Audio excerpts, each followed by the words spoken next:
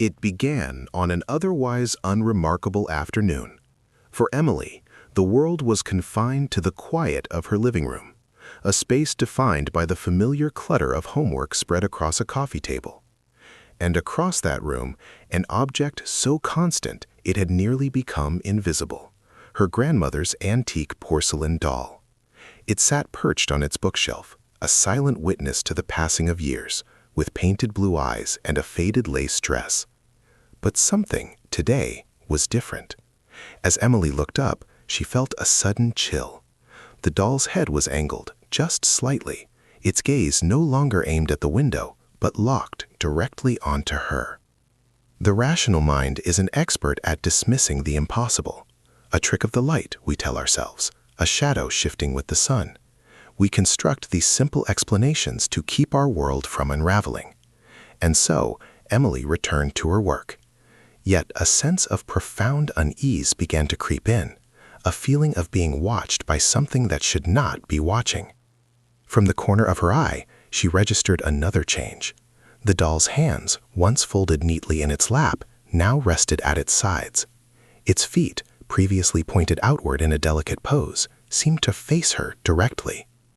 Each time she dared to look away and then back again, the doll appeared to have closed the distance, inching imperceptibly toward the edge of the shelf.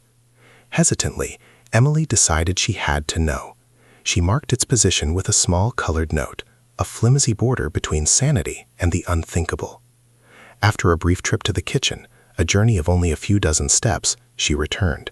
The note had been crossed. The doll now sat at the very precipice of a shelf, teetering as if gathering the will to leap. In this moment, the floor gives way. Was the doll truly moving, or was her own mind the architect of this terror? This is where a deep, primal fear takes hold, the fear of the inanimate becoming animate.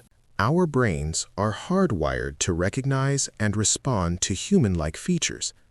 But when an object is almost human, but not quite, it falls into a terrifying space known as the uncanny valley. It triggers a fundamental alarm in our psyche, a warning that a basic rule of nature has been violated.